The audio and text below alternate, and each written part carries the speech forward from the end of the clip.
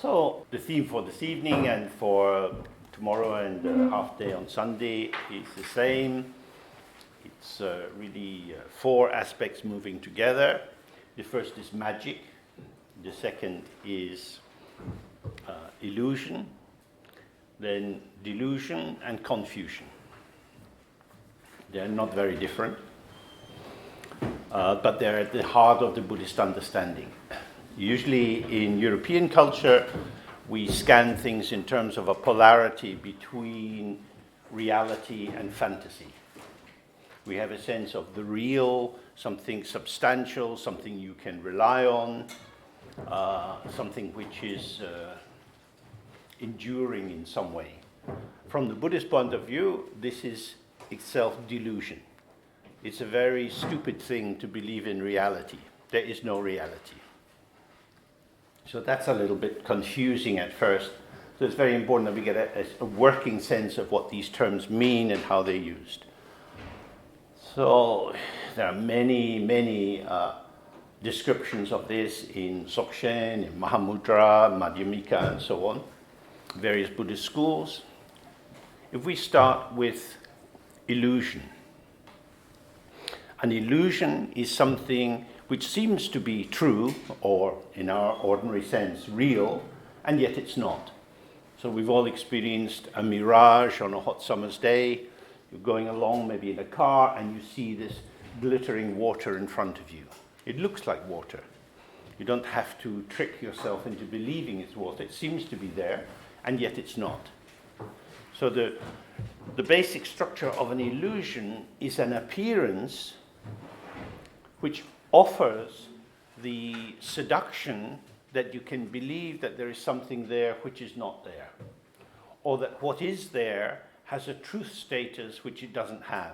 So another classic example would be if you, on a full moon night, if you go out and you look in a pond and you see the reflection of the moon in the water, it is as if the moon is there in the water.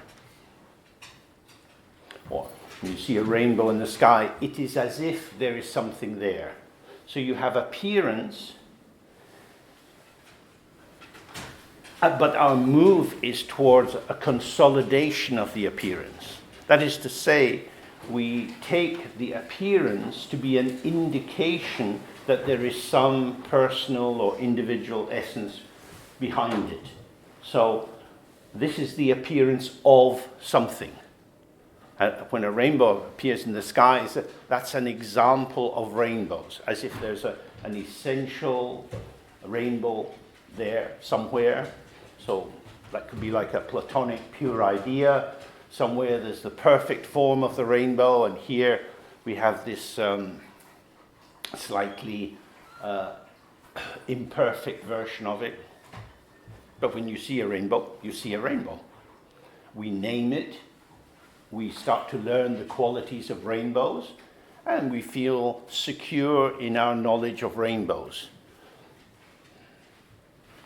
So, an illusion is when we are taken in by an appearance, and we give credence to it, we believe in it, that there's something there which is secure, defined, predictable, that it's a site of knowledge, and then of course it dissolves.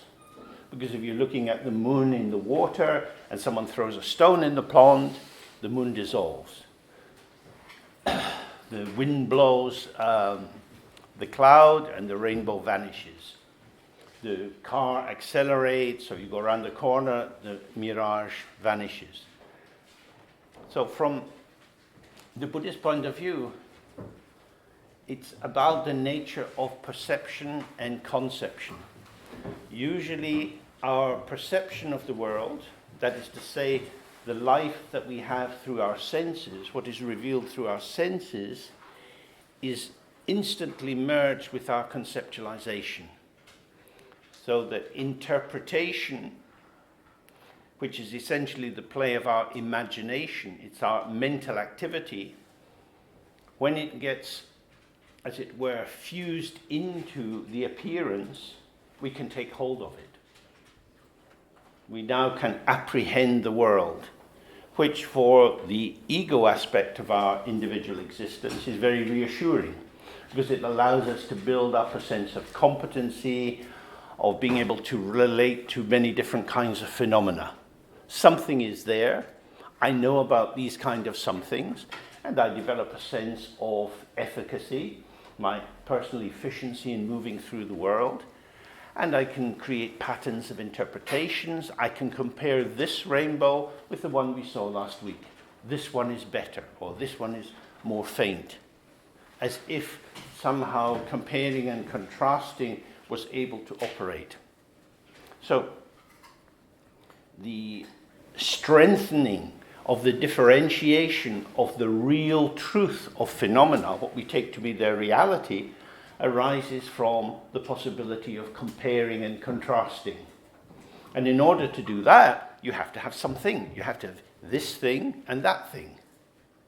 If you just have a pure appearance, if you allow your mind to relax a little bit, and you open your gaze, say, to a tree in the park or to a cloud in the sky, the more you relax, the more you release yourself from your habitual function of grasping at the concept and wanting to make sense of the world, which of course alienates you from your senses. If you release the meaning making, we find that the world doesn't vanish, but in fact, it remains, but it remains as other than what we thought it was. That there is more potential, more possibility in the vision when it's not apprehended. And this is one of the main aspects of training in the visual arts. If you're going to paint and you're looking at a tree, if you start with an overdetermined notion of what a tree is like, you don't allow the conversational or the relational aspect of this appearance, this patterning of phenomena in this moment with your own mood, with your technical capacity, with the kind of palette you have available to you if you're painting outside, and this is what emerges. It's not the truth of anything, it's a gesture. Most of our life is gestural. We move in particular ways, revealing aspects of our embodied being in relation to the field of appearances. The freshness of that tends to be covered over for us because we build up expectations. We think we know what will be there before we arrive. We can imagine many different possibilities. And so the terrible thing is what we encounter is ourselves. It's actually quite rare for us to have a truly fresh experience. Certainly in psychotherapy, there's a lot of attention to this. When, say, Freud is talking about repetition compulsion, he's not talking necessarily about a drive to complete a reiteration of a particular pattern. It's more that you imagine you're doing the same thing again. So we have a sign outside that says you should wash your hands. We know how to wash our hands. You get the tap, you get the soap, and so on. You make these different gestures. If you work in a hospital, they teach you professionally how to wash your hands because there are proper ways to do it, to get the soap in between the fingers and so on. So you become an expert in hand washing. Now, when you are washing your hands, we've all got hands here, so you're doing something very familiar. I'm just washing my hands. But what are these hands? We have conceptual hands and we have presenting hands. So in this moment, when you're washing your hands, there's the temperature of the water, there's the soap, it may have some smell or not. You're in a mood, you're washing your hands vigorously, you could do it mindfully or unmindfully. This is the actuality of what is manifesting in this moment. You have never washed your hands that way before. And in fact, you've never had the hands that you're washing until this moment. These hands, the hands being washed, are fresh. This is an appearance which is constellated in the midst of the vector of many different factors operating together. But what you have, if you want to consolidate your idea of having a basic competence and a basic knowledge of the world, a predictable knowledge, is that you don't attend to the immediate disclosure of sensation in your fingers and so on, but you don't really attend to it at all because you go on automatic pilot because you know how to wash your hands. So in that moment you can be thinking of something else. So what are you washing? And who is doing this washing? So that would be an example of an illusion, that you take it for granted that you have hands and that you can know what your hands are. And so you exist in the thingness of your existence. This is me, I know how I am, this is you, I've seen you before, you always do the same damn thing. Then life gets very heavy and stuck. This is generally what we call neurosis. It's a pattern reiteration. And the advantage of it is that on the basis of apprehending a particular pattern as an exemplar of an underlying deep structure, it is as if every time the pattern arises, even although we clock that, oh, it's a bit different this time, it's still the manifestation of the underlying truth of things. That's what you're like. You always do that. Ordinary language is full of statements like that. But when we start to look into the immediacy of the situation, if we stay freshly in the senses, then we start to see that there are these two parallel streams that are running.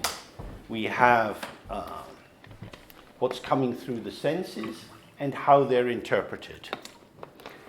The interpretation manifests as the display of many, many different factors: childhood, language, class, culture, gender, and so on. But of course, it's not a fixed interpretation. So we have a potential of interpretation, which is evoked according to various things. For example, if you had to run to get here, your breathlessness and wondering if you're going to be late, that creates a particular mood inside you, and you come into the room, everyone else is a bit calm, and you think, ooh, what's this? And that influences how you hear, how you respond, and so on. So what we take to be subject side, the profile, the topology of myself, doesn't belong to me. Because if I'd had to run because the previous train was cancelled, or I just missed a bus, that running is part of my existence. I didn't want to run, I didn't plan to run, but I found myself running. That is to say, my sense of the requirements of the situation, my gaze into the future, oh shit, we start at 6:30, we better get it together. I'm entrained into runningness, and runningness brings me here in a particular mood. Or you might have arrived very early and you're sitting around, you get a little bit bored, you drift off and you're thinking about this and that. God, when are we ever going to begin? What am I doing? And all these people breathing in and out, I'm going to get infected, I'm going to die. All sorts of thoughts can arise. So this is the unpredictable, ever-shifting, wind-like movement of the mind. And simultaneously, of course, our gaze is changing. Because we just need to turn and look around in the room, and you move your head 1 inch, and a whole new vista opens up to you, with different ranges of perception, color, shadow, seeing someone clearly, then not seeing them, they become in your peripheral vision. So this is the interactive field, which cannot be predicted, which is very unstable, and yet into that, in order to function, we feel the need to be able to predict. So if we know someone's name, we can stick their name onto them, and it's as if we're seeing them again. Hello, John. Good to see you. Who am I seeing? Am I seeing John? What is John? John for John's mother, John for John's lover, and John for me, different Johns. So it is as if through the naming you have got hold of something which is veridical, that rings true, that is reliable. And this is an illusion. This is an illusion. Language is one of the many vectors of illusion within which we operate. Especially when we feel that language has actual, real reference. That if I say camera, I'm referring to a thing which is in front of me. Generally speaking, when this thought sound starts to arise in my head of camera, that's arising as it were, subject onto object, the signifier, the formulation of this is a camera, is a mental event. And the signified camera is a mental event. What is signified is always mental. You don't get out of the mind. Because if you actually go over and you touch the camera and you lick it, and you rub it on your face, you put it down your trousers, this camera will reveal all sorts of different qualities. What is the camera? You can only take care of or get close to or have a real sense of the camera as camera for me. Camera for camera is a land you will never ever visit. You get camera for you in this moment, this particular camera. That is to say, you cannot separate what you take to be the truly existing object out there from your interpretation. And this has a lot of implications for Buddhist meditation, as we'll explore in some detail when we have more time tomorrow. The key point at this stage is to start to see, well, if the world is not established in itself out there, if the world is a revelation not of fixed things, but is more like a potential revealed through my quality of participation in this moment, then there's both a freshness of engagement and a kind of bewilderment at the same time, because I can't make sense of it. So of course we have a question, do I need to make sense of it? If I live in my sort of narrative sense of self, if I see the world as a whole stream of stories issuing out of me, wrapping themselves around the moments of my existence, creating patterns, shifting my desire to be close or distant from different people, different situations, foods, and so on,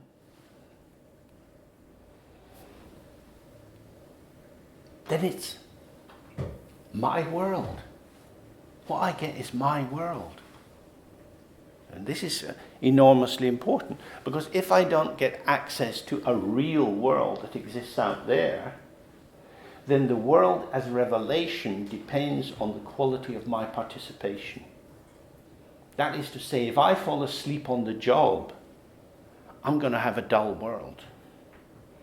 If falling asleep on the job means I fall asleep into the dreamlike weaving of my habitual forms of interpretation, so that I am carried along on a stream of thoughts, but I'm not actually thinking. There's an absence of freshness.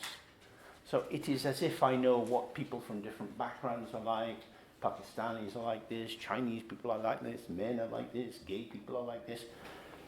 We see prejudice everywhere in the world, and this is the very structure of prejudice, a prejudice.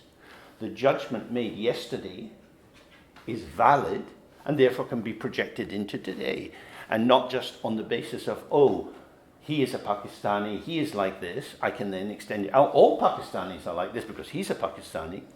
That must be what Pakistanis are like. And we see so many wars, so many difficulties of welcome, of inclusion. arise from the idea of having definite knowledge about people.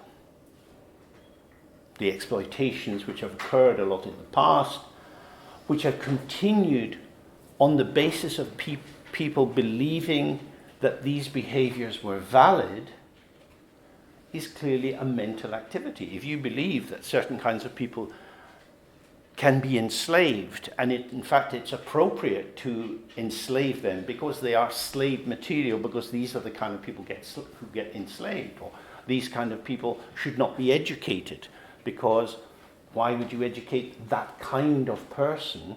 As soon as you're starting to think of that kind of person, you're taking a category, which is a mental event, a construction, and you're believing that it has a truth about what you actually perceive. So you're saying my category, my belief, my interpretive matrix allows me to speak with absolute confidence about the world. And we see many of our world leaders speaking in this way a lot at the moment. They claim the monologic truth that because they see things as they are, they don't need to enter into conversation. They can just shoot from the hip. They don't need to build it up as a matter for unpacking.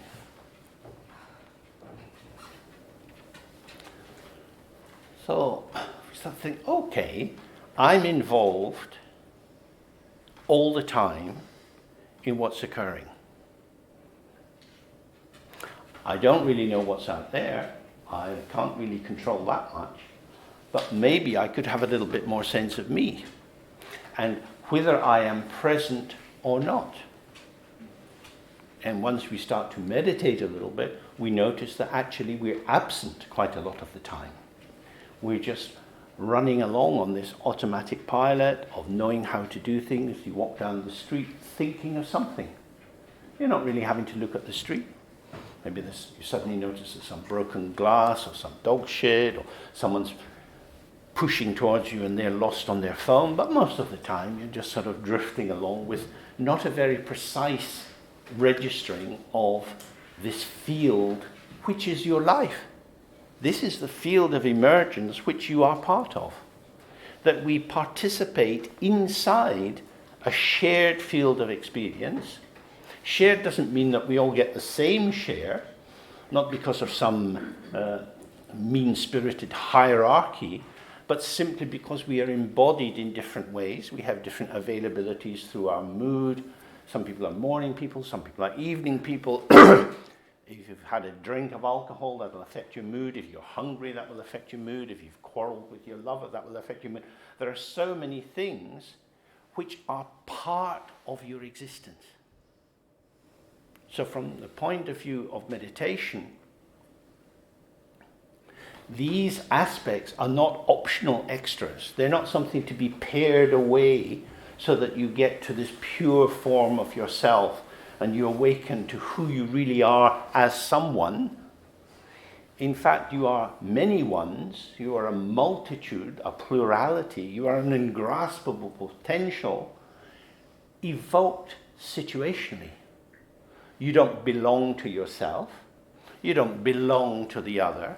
But you find yourself co-emergent in the pulsation of attention with that person. Because when you have a predetermined agenda, even if it's benign, there's a kind of violence in it. If you've had to be in a hospital lying in a bed and the nurse comes along to do something, they may speak quite nicely, but they're going to stick this needle into you. They've got their job, they're looking at their watch, they're thinking about a cup of tea and going off shift. And you're in that moment, you're an object that they're going to act on. They don't really want to hear you blethering on about your anxieties and so on. So, the field that we're in is determined by availability.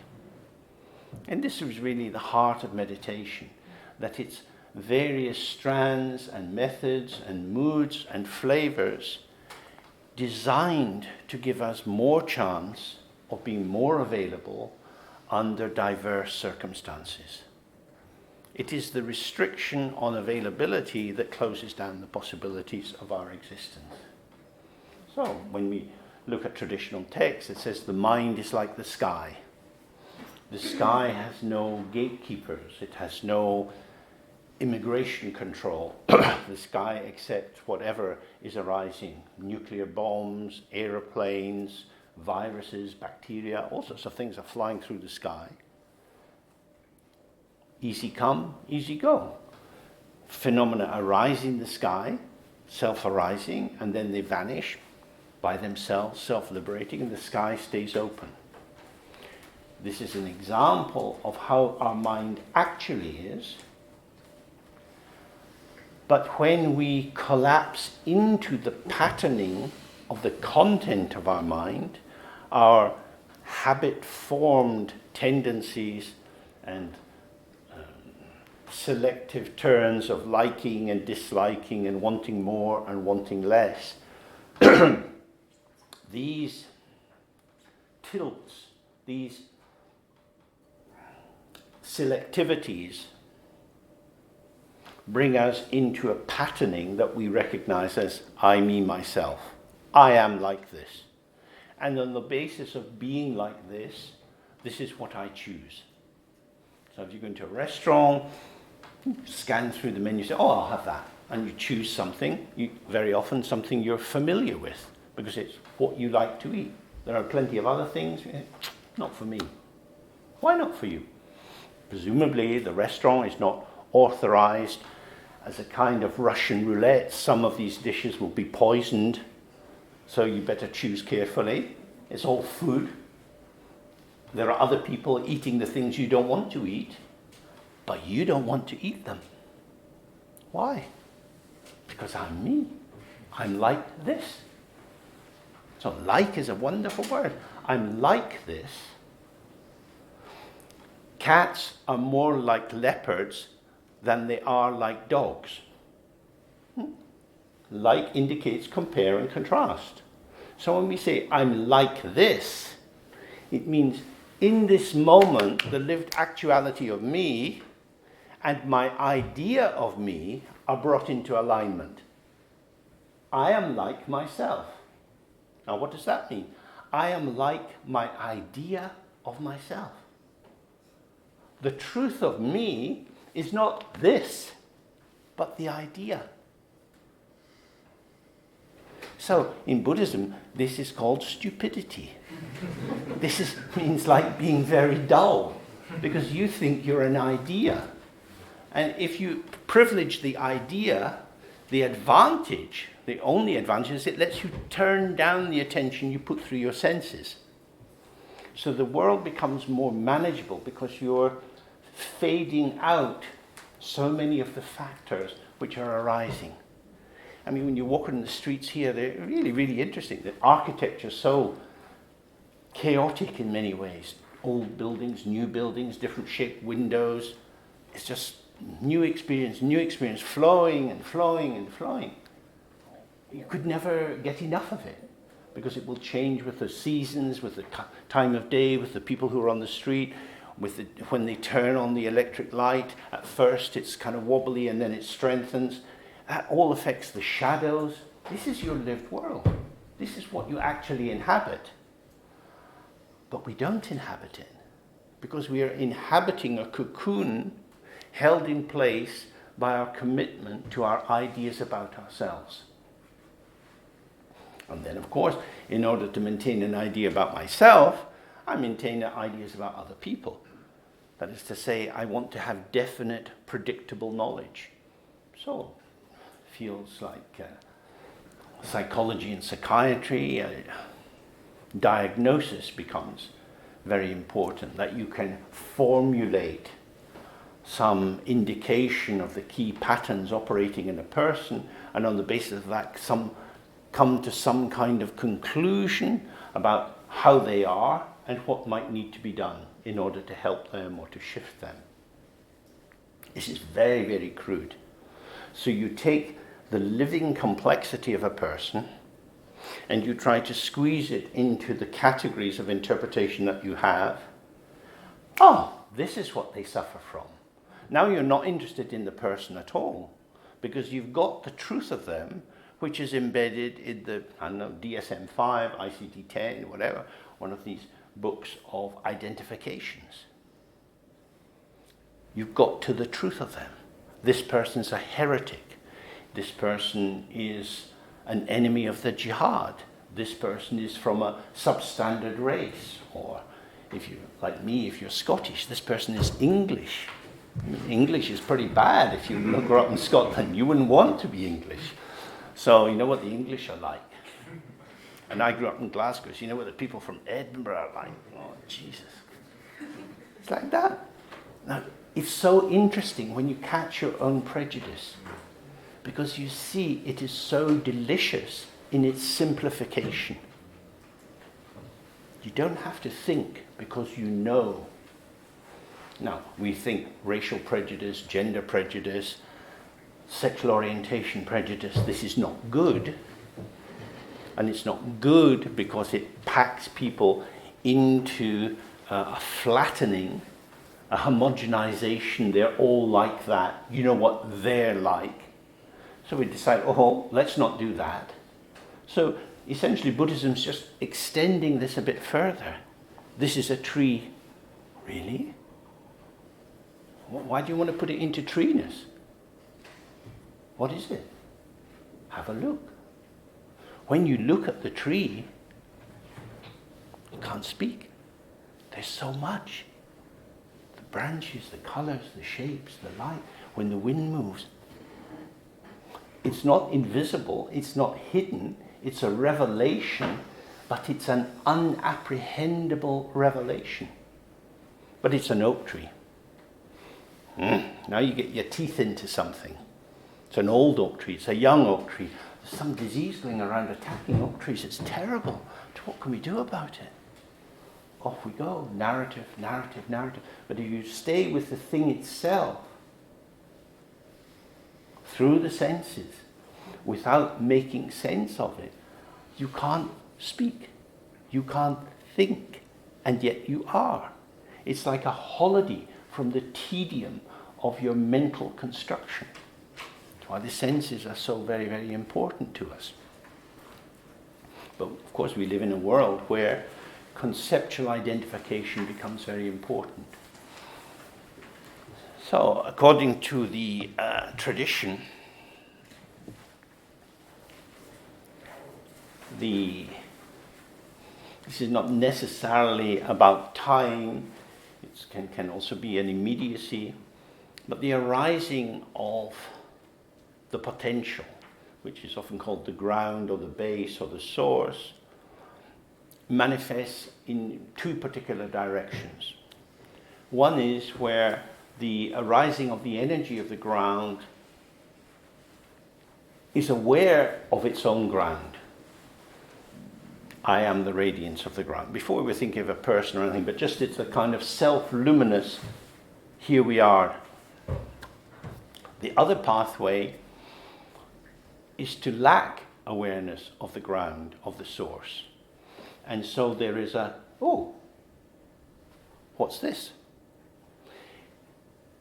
For example, in the famous prayer or aspiration, the Kunzang Monnam, it says, these two, aware and unaware, arise like magic, chomtru.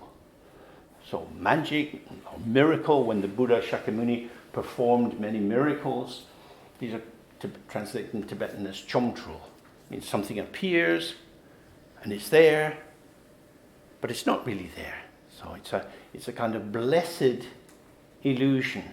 And it's a blessing because it kind of stretches your mind. This happened. Fuck, how did that happen? You can forget about it, but if you stay with it, this doesn't make sense. It's troubling. How could that happen? And being troubled is a major part of our path. For example, when as we know, Prince or rich man's son Siddhartha lived in a very protective environment when he was young. His father didn't want him to be exposed to the world, but when he went out of the palace, he saw an old person, a sick person, a dead person. And then he saw a yogi. And he hadn't encountered these experiences before. And they rankled, they got to him. It's like a stone in his shoe, he couldn't settle. And this shifted him into, well, if this is the case, what am I doing with my life? I can't just put the blinkers on and go day after day after day, business as usual. What's it all about? What is this? I'm going to die. What?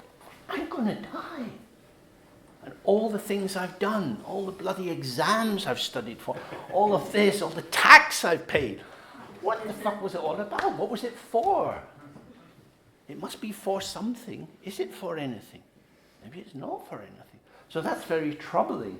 And the advantage of that kind of trouble is it starts to loosen up the constrained patterns of your predictive operation. Oh, maybe I could do something different. So he leaves the palace and he wanders around as a yogi, engaged in all kinds of ascetic practices and so on. So now he's a yogi. After a while, 6 years, so the texts say, he's thinking, what the hell am I doing? I'm a yogi, I'm starving, I'm cold, I'm hungry. I come from a palace. What am I doing? So he said, I can't be in the palace. I don't want to be a yogi anymore. I've had enough. So he cuts some kusha grasses. Grass that has a very nice soft ending to it. Local girl brings him some milk rice. And he sits under a tree and says, had enough? I'm not doing anything. And as he sits, all kind of habit formations arise for him, all kind of interpretations about what's going on so that he could go this way or that way. And he just sits with it. At that point he puts his hand down, touches the earth, be my witness, I'm not moving. And the more he finds himself able not to move, of course he sees it's the mind that moves. Sensation arises and passes, thoughts arise and pass, memories arise and pass. And if you don't get on these, if they're like buses and trains and you just don't get on them, they're just passing through and passing through and passing through. And gradually, his mental clarity, instead of it being organized as a consciousness so that he's conscious of particular things in a way that he can think about them and make more patterns, that particularizing consciousness relaxes into a simply knowing, in the sense of not knowing about what is arising and passing, but simply knowing or noticing that many things are arising and passing. And this opens up to reveal itself as an awareness which you can't take hold of. It's not anything. It's, in that sense, unborn. It hasn't been born into the world of real things. Here, present, but not present as someone. The awareness, the mind itself, has no race or color or ethnic identity, national identity. It is unconstrained, undefined, uncompounded, and because of that it can offer hospitality to everything. Everything that we see, hear, touch, smell, everything that we can remember or imagine in the future is the movement of the mind. The movement of the mind. And we encounter other people and we see, wow, you're not like me. How can that be? The potential is arising in that form, and that form, and that form. The potential is the potential of the emptiness of the ground.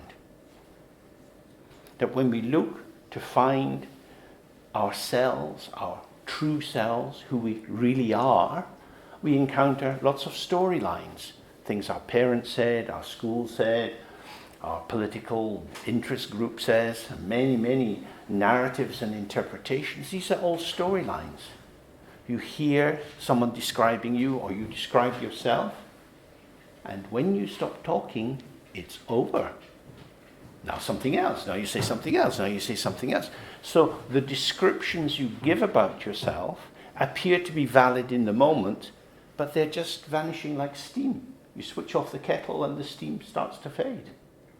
So all these constructs racial identity, gender identity, age, and so on. These are positions in a dance drama. There is no choreographer. Nobody's setting out to make it this way. There's no originatory God with a meta plan to plonk everything into its place. But we find ourselves, due to infinite interactive sequences of cause and effects, being this kind of person for a while. And we won't be like this forever. And me at my age, I'm certainly not going to be like this forever. And if I get this virus, I might be, get on, all over, finished. How could that be? I'm me. How could I die? It's not possible. I've always been me. I'm going to live forever. You guys can die if you want, but me.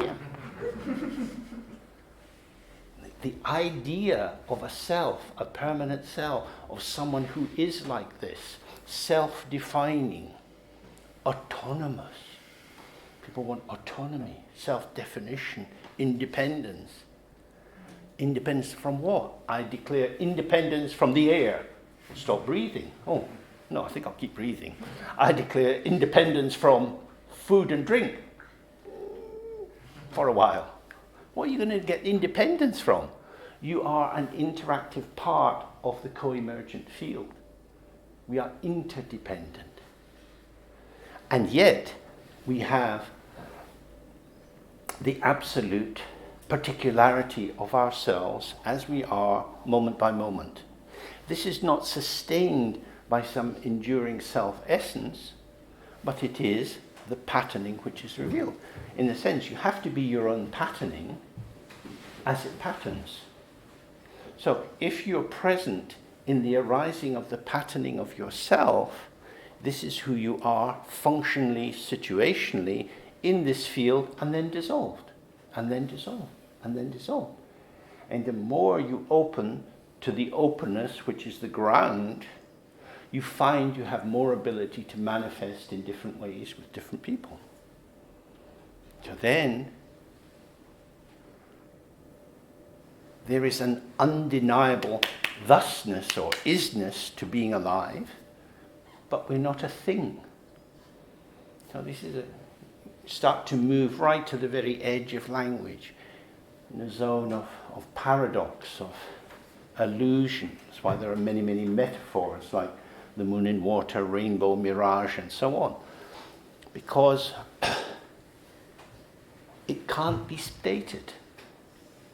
The truth of our existence is inexpressible. Now, there are a lot of Dharma books.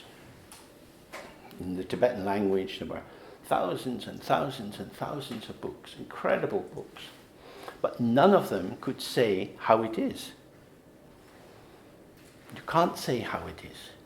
The function of the study is to allow the language of Dharma to massage you into a relaxation that allows the truth of how you are to show itself without you trying to say what you are. Because when you meet someone and you introduce yourself, you say, oh, I'm from this country, I do this. Oh, I was there as well. You start weaving all kind of stories and you're in the territory of thinking about and talking about. But we're not an aboutness. In the immediacy of our existence, it is this. And the thisness of this is inexpressible. So expression, language, is not about wisdom. We speak in order to connect. Language is about compassion or connectivity, or it's a movement in the field of non-dual or undivided energy. It's an aspect of the potential of our existence. But through language, you can't get to wisdom. Wisdom begins with silence. That's why we have meditation, where we are just present, not doing anything in particular, becoming more, becoming less distracted, less following after the past, less waiting expectantly for the future. And there's this, and this, and this, and this. And we're still here. We're not holding ourselves in place. We're not being mindful as an activity. Whether you're mindful or distracted, when you're aware, doesn't really matter. Because the movement of the mind is movement. And the stillness of the mind is still. The still mind is silent. The moving mind can talk and walk and engage with people and cook dinner and so on. All the ordinary activities of life. But that is the movement of the mind. And the movement, as we know with our body, we need to have space to move in. The movement of the mind is moving in the space of the mind. So the space of the mind is the fact that our awareness, our presence, is not a thing. If you have a thing, you will have location and duration. So we are in Hackney, we're in this building, we're going to be here for a while this evening. A certain period of time is allocated for this meeting. The seats are set out in a particular way, so your body is located here in this state for a moment. The energy always has location and duration. The mind as awareness is not an energy. It is the field which reveals the movement of energy. So whether you're dancing or singing or eating, whatever the activity is, it is you, but not the whole of you. And if you're very still and not moving, that's you, but not the whole of you. So the integrity of the individual is the space, which is the ungraspability of our awareness, which reveals itself as a field. So we're here in this room. This field is your field. No one in this room is in the same field, but simultaneously you can't say we're in different fields. As your body is situated, certain vista opens up in front of you. You see the back of some people's heads and so on. This is the unique specificity of your room. This is your room. No one else has it, just you. And it's like this, then you move your head or you bend down to tie your shoelace and a whole different world arises. Oh. Instantly arising. Instantly arising. Tibetans describe it as hlundrup. Hlun means like a heap or a pile or a hill, and drup means accomplished. So it comes all at once. So you bend forward, oh, suddenly the floor's there. Oh, didn't know the floor. Oh, I was looking over there. Suddenly, oh, hello. It's like that. Instant revelation, moment by moment, moment by moment. And within that field we are moving. So you have the ungraspable open ground, the undivided field within which you have the unique specificity of your movement moment by moment, which is your movement as a descriptor, but it's not your movement as an autonomous intentionality, because we find ourselves moving due to this or that. If somebody was to suddenly come into the room, you might turn your head, you hear a noise, oh, what's that?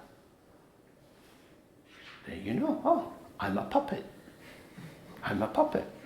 You make a noise, I look, oh, where's my autonomy gone?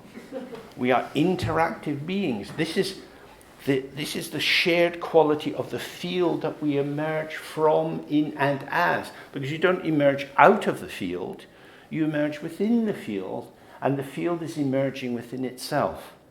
So the individuality of the individual is a funny word because it means impossible to divide. But we divide all the time. We're ceaselessly fragmenting. Now, if we were one thing, being fragmented would be bad news. If you've got a vase and you drop it, you think, where's the glue? You don't want to be fragmented. But we are not one thing. We were never one thing. Culturally, socially, you're given a name and people talk about you as if you were a person. You have never been a person. That is a delusion, a cultural virus that infects you, a false belief, a cause of madness. You should try to behave better. I've seen the report from school. You're getting into trouble. talk to a child. You are somebody, and you have to control yourself. But he pushed me. He pushed me. What am I supposed to do? He pushed me. Why can't I push back? No, I saw you moving. Kids have lots of experiences like that. Suddenly somebody's got the scissors out and they cut around you and you become figural and everything else recedes into the background. It's just you in the spotlight. Oh, you're in trouble now. Oh, I wouldn't like to be in your shoes. Oh, all alone. What's going to happen? I didn't mean to do it. I don't know why I did it. So many people, when they're caught by the police, they say, I don't know why I did it. I just don't know. Shoplifter, I don't know why I did it. Of course, they were thinking of nicking something, but they don't know why they had the thought, I need to steal that. It just came in their mind. And they fused into the thought, and they put it in their bag, and the detective catches them at the door. You've stolen this. I didn't do it. You did it. I did it, but I didn't do it. You may have had some experience like that in your life. What is your agency? It's you, but what's it expressing? Is there some deep, true self inside, some master, some magus, some homunculus, some little essence of you? It's a field experience due to factors, maybe poverty, maybe contempt for organized society, all kind of reasons lead people into shoplifting and crime. Also, all kind of factors lead some people to be studying in the university library to 10 o'clock at night. Everyone else has left, gone to the pub, but they're reading away because they've got their vision of how life should be. We get caught by ideas. And the idea becomes the rhythm and the pulsation and the direction of our existence. So, delusion is when you don't see what you're up to. It's an illusion. You find yourself having this kind of life. You might look back and think, how did I end up like this? When I was young, I never thought I'd be living like this. What the hell? How did this happen? Come on. Just you end up going, well, I guess this is me. At that point, you can think, okay, well, this is me. But it isn't you. Because whatever you take yourself to be has been a co-creation with other people. With your school teachers, your parents, if you had siblings, if it was a friendly family, a rivalrous family, a cruel family. All kind of factors moving together. Oh. This, I am performative without a personal essence. There is no performer of the performance of myself. There is no maker of the identity of myself.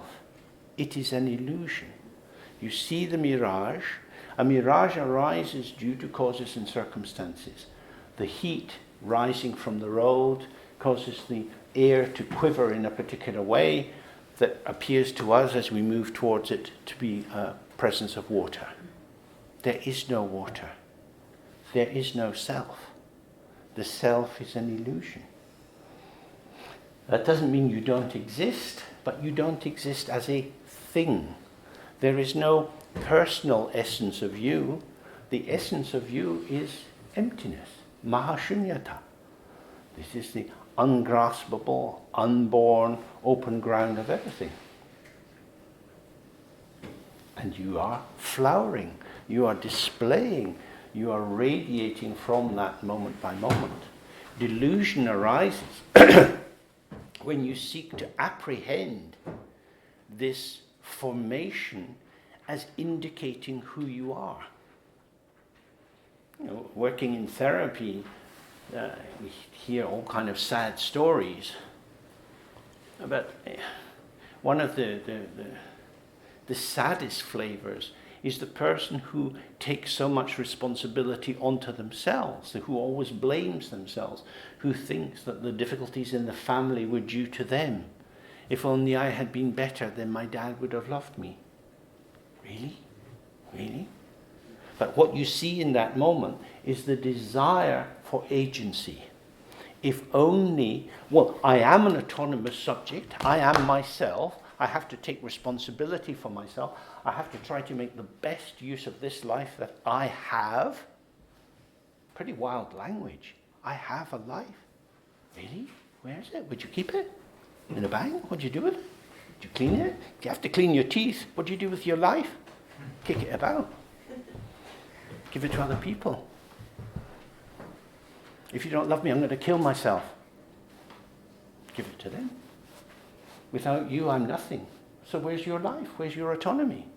Lots of young men especially get into this blackmailing of girls. If you don't love me, I'll die. Might look romantic with Shakespeare, but it's not very pleasant if you get involved in it. So where is this self? The self is an idea. The self is an idea. And again, we can look at this in detail tomorrow and try to see it in the stream of our own experience and do some practice to make it more immediately revealed to us. We're not trying to change something or develop something or make our life different. We just want to see, when I explain myself to myself or to other people, am I revealing myself or covering myself? Am I showing myself or inventing myself? The narrative self, from this point of view, is a story. And the more you tell the story, you more develop the story, you add your adjectives and adverbs, you bring all kind of flavors and feeling tones into it, and it is as if this is who I really am. So the function of meditation is just to give yourself time to pause. Is this story true? We like the movies. We like going to the theatre. We like reading novels. We like things that aren't true. We like to believe things that aren't true. And one of the reasons for that is because we believe that everything is true and it's not true. Everything is fiction. Somebody wrote the novel. The novel of ourselves has multiple writers. It may have your name on the cover, "This is my life," but your mum wrote one chapter and your dad another, and all these people. It's a group production, and it's you. And it's a construct. There's nothing wrong with the construct because it's movement, and if the movement is released from its entrapment in the cocoon of self-reference, trapped from this endless reverberation round itself, it becomes connective. And we see, oh, when I look at you, I feel like this. When I look at you, I feel like this. When I look at you, I feel like this. I feel differently with different people. Oh. I come into being in connectivity. I don't have a being, a private being inside my true being, my true self. So, who I hang out with, that's important. But more important is how I hang out with people. Do I actually receive people? Am I interested in people? Do I allow them to come in? What are the filters between me and the world? What is my editing frame of reference? Get a bit wary, not sure about other people. What are you thinking? I want to know what you're thinking. It's a pretty stupid question. How could you ever say what you're thinking? Because it's already gone. What I was thinking.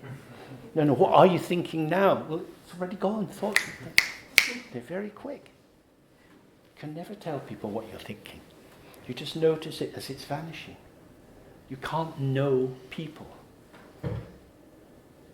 Because they change. Because they're not separate. And this is the same for us. So the delusion is to take the illusion as an image which is created by something. That there is some inner defining essence which could reiterate, repeat, represent that kind of structure. And we believe that because we live in a world of representation. When you're a kid, you gradually learn your name. Your mum says, "Didn't you hear me? I was calling you." Oh, okay, so I have to, when I hear that noise, I have to know, oh, that's me. So you have to run inside. So I am that. That's not kind of Hindu mysticism, tattvamasi. It's just, I'm this name. So I am my name. And then the name, the nominative, gives you a noun, a something, and that thing then has people who like you and people who don't like you. And things you're good at school and things you're not good at school. And you start to get this profile, the topology of the lived experience of being yourself. And that's what we inhabit. And it goes on interacting and interacting. I like this, I don't like this. We have enthusiasms, then we get bored and so on. All of this is moving on. The delusion is to imagine that the movement is manifested by or driven by some internal stasis of true definition or true self. It is the movement of emptiness. It's the movement of awareness. Now, if you're new to this way of looking at things, it can seem very strange. There's a basic question. How can something come out of nothing? That's very easy. When something comes out of nothing, it's the something of nothingness. Something is how nothing shows itself. And the something, when you look at it, is inseparable from nothing. Nothing is not an annihilation. It's not a homogenization. We're not throwing everything into a blender and smoothing it all out. There is the absolute precision of each moment of existence, but it's not a something. You can't catch it. What you catch is concept and language. You catch the idea of things. The things themselves you cannot catch. Yet Western philosophers have written a lot about this as well. The ding and sik, the thing in itself, the true thing. You can't get it. It's not there. That's why phenomenology always kind of vanishes into the Sahara. It's just it runs out of gas. It just, there's nothing there. But we're here. I exist. I'm me. Look, I'm me. That's the statement. That's a tensing muscles. I feel like me. You're going to tell me I'm not me. Oh, fuck you. Me. Contraction. Relax the contraction. Me. Oh, hello. So we isolate, we connect. We isolate, we connect. We are pulsatory creatures. Closer, more distant. Breathing in, breathing out. The heart moving. Pum, pum, pum, pum. Pulsation is the truth of everything. So when you want to find that true essence as a thing, it's not in the game. Thing is a delusion. It is a false, misleading concept. We live in a consumerist capitalist culture. We have the fetish of the object, the fetish of the commodity running just about every aspect of our life. It is delusion. It is delusion. It's just delusion. We see now Mr. Putin is wanting to extend his total control of Russia for another 12 years. Why? You're getting old, you're getting tired. Go and hang out on the beach. You stole Crimea, go and hang out on the beach there. It's nice, have a vodka. But he can't let go of power. Trump will find it very difficult to let go of power. Mr. Johnson looks like he's fairly power hungry. I am this person. I am an important person. No, you're not. You're there due to various winds and currents blowing through which have created this temporary pattern in the sand. And the wind will blow and that pattern will vanish. And the idea of karma is that every activity, and karma simply means activity, every activity sets up particular tendencies or movements or vibrations which show themselves at some other time. So for example, if you've been in a place like the Sahara, it's very, very hot in the day, and then as soon as the sun goes below the horizon, the wind blows. You get that in India as well, in the hot season. Why is the wind blowing? Because the sun's gone down. The heated air, the cool air, meeting together, the wind's blowing. That's our life. Factors, which are not us, blow us. We are the movement of life. Inside that, we're not entirely puppets. We're certainly not entirely masters of the game. We are participants. And the most important thing then from meditation is, as we manifest into the world, is to find a delicacy of attention to the emergent field where we are with other people and respond into that. So the finesse gives us a timing. We don't talk over other people. We can hear, receive, and respond, and find a healthy pulsation with that. Then life's very easy. But if you get sealed in yourself, it's very lonely and isolated. If you then want other people to do what you tell them to do, it's very tedious, because they never will. Who would want to be the ruler of the world? Everyone will disappoint you. Everyone will disappoint you. Like the old saying, if you want something done well, do it yourself. In fact, when I worked in the NHS, you ask some colleagues to do something and they write something and they think, fucking hell, what's this? What is this? Oh, well, that's how we thought it should be. You don't have my thoughts. You don't have my thoughts. Only I have my thoughts. So if I want it to be an expression of my thoughts as they are in the moment, because they won't be like this tomorrow, but as they are in the moment, I'm going to have to do it. And then that's how you become workaholic, because you don't trust other people because they fuck up, because they're not me. Huh? So that's how you become the great fuck up, because you think everyone else fucks up because they're not you. You bind yourself in, and that's where we see my criteria of how it should be arise due to causes and conditions. My education, the forces that were around when I was growing up, the kind of people I've hung out with, my particular value system, all of these are valid, but not true. They're functional. And so the first thing is the open ground, the field, the unified field, the undivided, non-dual field, within which I am. The field came first. Although we don't want to know it, Mum and Dad were there before we were. The world was here before we were born, and it'll be here after we're dead. We're just passing through. We're not the Alpha and Omega.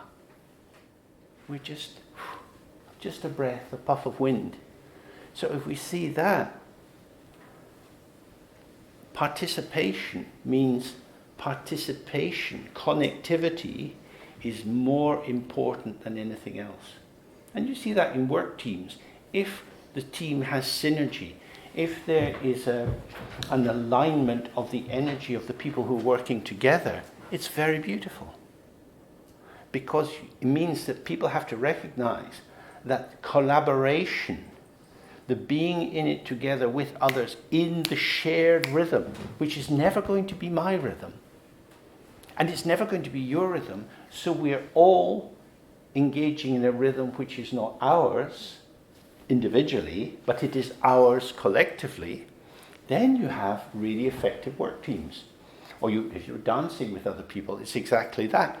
You're not following one person's particular way of doing it, but the group has to find how it is that you're going to do this dance at this particular time. So the delusion is the isolated individual self which is there before the event.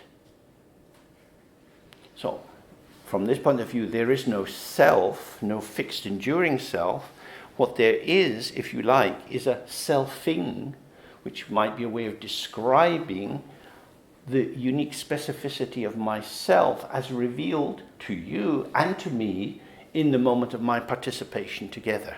You know?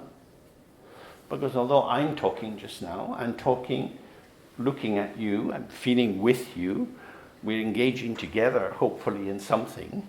So this is a field of connectivity which is the basis of my talking.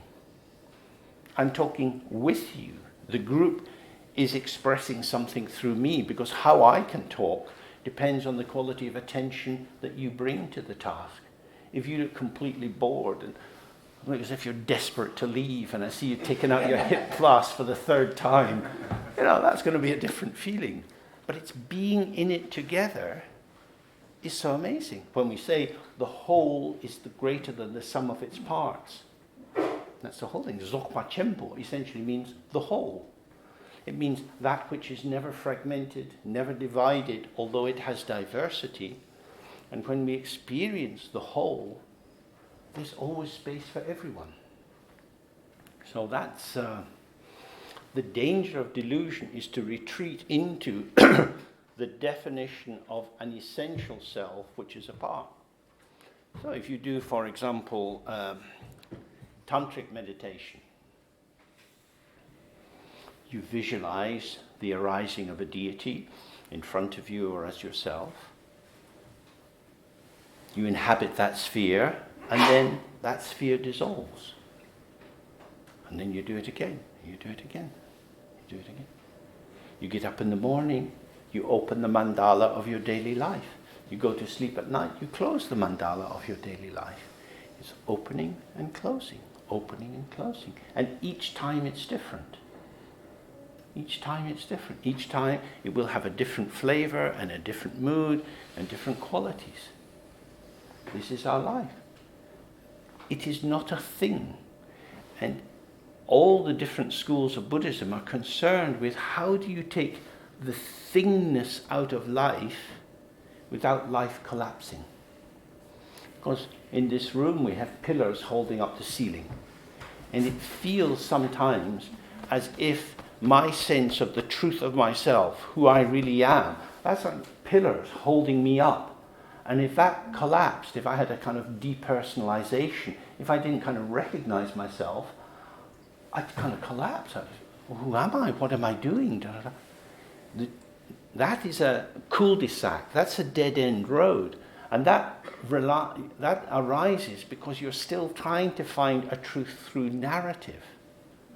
Through telling yourself, I can't tell the same story about myself today as I said yesterday. Well, if you get a cold, if you get a bit depressed, you fall in love, you tell different kind of stories about yourself. You're happy, you're sad, you feel expansive, contracting. These are the modalities of how you express, but there is no truth to them because they are always relational. So this grasping at an enduring self, a kind of ahamkara, as if there was some I amness which could be taken hold of.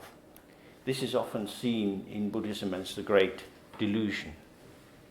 It's addressed in a different way in Hinduism, in its various tantric schools and so on. Essentially they go in the same point. There isn't much difference in the descriptions of Brahman and Shunyata. But Buddhists don't like to hear this because Buddhists are inclusive, exclusive simultaneously.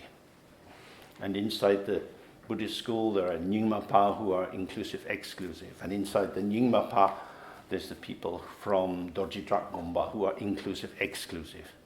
Because you cannot have this without getting rid of that. Because if you get this, that, well, what's this? It's part of this, that. Yeah, but what is this? Get rid of that. Bump them off. Final solution. Get rid of the problem. Then there'll just be me. I am the ruler of the world. I define everything on my terms. And you get lonely. Where is the other? The Upanishads say this is how the world began. God was sitting, he was lonely. He said, Oh, I better invent someone then. So he made a little man, a little friend. Hello. And that's how everything began. But duality is because a unified point would be terribly bleak and lonely. Non-duality is not one, not two. It's the interactive complexity which never fissures out into fragmented aspects, each with their autonomy. So in the Tantric text it says how everything exists in the womb of the Great Mother. The Great Mother is Prajnaparamita, the wisdom, the understanding of emptiness. And we are in her womb. And you cannot become a Buddha unless you're born in her womb. You're not born out of her womb, but in a funny way, you're born into her womb. Because this womb, this circle, the bhaga, is actually emptiness. It is how it is. It's just we're born into nothing. But not nothing for long, because nothing becomes everything. We're in this field of everything. After some time now, we'll go out into the evening, people in the street, cars and so on. Then you turn a corner, and a corner, this way and that. Always this and this and this and this. It never stops. The ceaseless display. The texts always say, unborn and unceasing. It's unborn because everything has the root quality or the heart of emptiness, and it's unceasing because there is no limit to the openness of emptiness. Now, there's a limit to me, and a while will come to an end and I'll go home, because that's what you get in if you live in a skin bag. You get tired. You have a limited capacity. But emptiness has no capacity at all, because it has infinite capacity. You could never totalize it. You could never say you come to a limit. It has no inside or outside, no top, no bottom, no preference in any direction. That's why it's often compared to a tigli, to a ball, because a ball has no corners. If you get a glass ball and you spin it around, how would you recognize where you began? Because just from every direction it looks the same. So emptiness is like that. But when you come into manifestation, it's easy to privilege your sense of self and get the rest of the world to recede into the background. So that the figure is me in my solitary majesty, and then there's all of you guys. I'm so sorry for you. It must be difficult not to be me. Because actually I am me, and you can't be me because I'm me. I've monopolized it. I've trademarked it. It's me. It's quite upsetting when you hear other people talking about themselves as me. What is that? Delusion. So everybody sees that they are the center. Now, one reading of that would be that's an extreme narcissistic position, that people are trapped in a bubble of self-reference. However, if you stay close to your lived experience, there is just this. I am the only experiencer of this. I can communicate a little bit and we get some kind of resonance, resemblance, some echoing, so that we feel we're somehow in the same sort of field, but it's never exactly the same. Difference and sameness are always in a dialogue. We're in this room together, but we're all in different rooms. Both are true. Both are true. If we were only in our completely different rooms, you could have infinite wisdom, but then you'd be like Shiva on top of Mount Kailash and the wind's blowing and you're just sitting there, oh, this is great, this is fucking marvelous. Oh, wouldn't like to be down there and warm and food and all. So we are part of the world, we are with other people, but we don't get lost in being with other people because we are ourselves. So we can be close, we have connectivity, but the connectivity doesn't mean the dissolving of yourself. If you go confluent, if you merge into someone else, in sex or some particular experience, that may be fine. But as a way of functioning in the world, it would be impossible. Psychosis is a condition in which people become confluent with distorted perceptions and erroneous is the wrong word, in unhelpful formulations of experience. And they're merged into it and they believe that it's true. It's not true. It's not true. It's like a dream. It's like an illusion. An illusion is not a fantasy that you awaken from. An illusion is the lightness of being. It is as if this is the case. And we have two main foci really here, as is and as if. As is open and empty. The truth can't be said. As if, then you enter into engagement with others, sharing, creating. If you work with other people, a joint project, there's a toing and a froing and a this and a that, and that's as if. And you realize their perception is different from mine. And the key point then is always to avoid the vertical axis.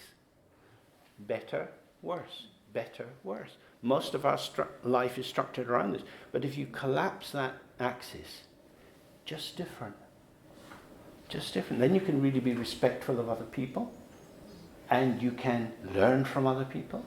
You can be awakened by other people's difference. Wow, you see things the way I don't. Which allows you then to ease yourself out of this cocoon, this eggshell of self-reference. And you're then nurtured by difference. Not same, not completely different, but always in that movement. That's why this image of Yab-Yum, of the male and female deities in sexual union, is so important. Because they are not one and they are not two.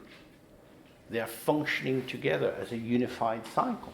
And the prana energy is moving through the body of one and down into the body of the other, endlessly cycling round and round.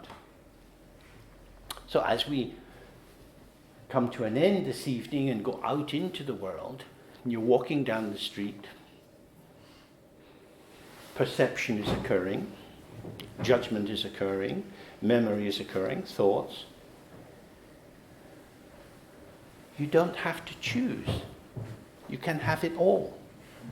Just relax into the out-breath. Everything is arising at once. If you try to sort it out, you will have to simplify. The complexity of the sphere of experience is so multidimensional, so multi-flavored, you can't. It's like taking a paper and pen and trying to draw a tree. Take you forever. You can't catch a tree. You can appreciate a tree. You can receive a tree through your eyes. You can rub your face on its bark. You can sniff it. The whole shebang comes all at once. But you can't sort it out. It's non-linear. And rational thought, narrative, is linear. And the linearity is going from A to B. So you've got to have A, you've got to have B. So you reify A, it's here, it's this. And you reify B, it's that, it's over there.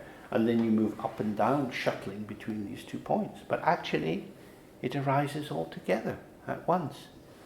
So whatever is occurring, there's space for it. There's space for it.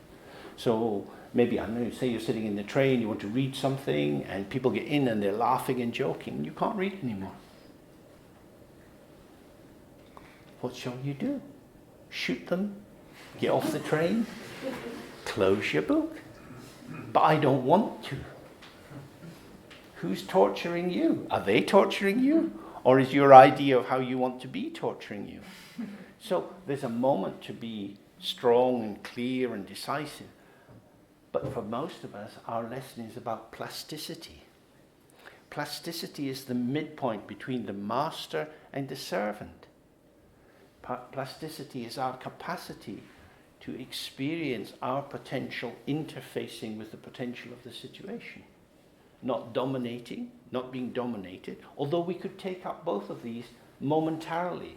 The problem is always when it locks into a choreography of power and the situation becomes overdetermined. But if we want to find freedom, and especially freedom for relating to people, it begins with not knowing who they are, but always meeting the other with the question. The otherness of the other means that whatever you constructed about the other is for yourself. It has not brought you close to the other person. And the more you see that, you start to see, oh, all that I know about you is a wall between me and you. Because who you are in this moment, you don't know, because you're just being in this moment, and I don't know. So this is why in the text you have these words like naked and fresh again and again. Because the cladding, the clothing of our assumptions, of our constructs, create a dullness which has the advantage of a seeming predictability, a seeming self-reassurance, but it's actually an enclosure which limits our revitalization through profound connectivity and makes us unavailable to find ourselves. Because we are revelatory creatures. We reveal ourselves through walking, talking, eating, sleeping, doing things together or with other people if you're present. Oh, energy is unfolding. This is what we are. So, when that is not appreciated, we end up with confusion, which condemns us to endlessly try to sort out what is going on. The problem is, unless a child is brilliant in mathematics, if you took a class of, 6-year-olds who are still doing arithmetic, and you gave them a calculation that required calculus to understand it, they would be paralyzed. They wouldn't have the tools for the job. And being in samsara, being in this particular socio-political nexus where we have our kind of conceptual formulations, this doesn't provide us with the tools whereby we can get even any sense of what awareness means. We understand consciousness, we understand intelligence, we understand rational thought, we understand the application of mental acuity to problem solving, but awareness, this open, indestructible, revelatory quality of here-ness, that's not something we have much sense of.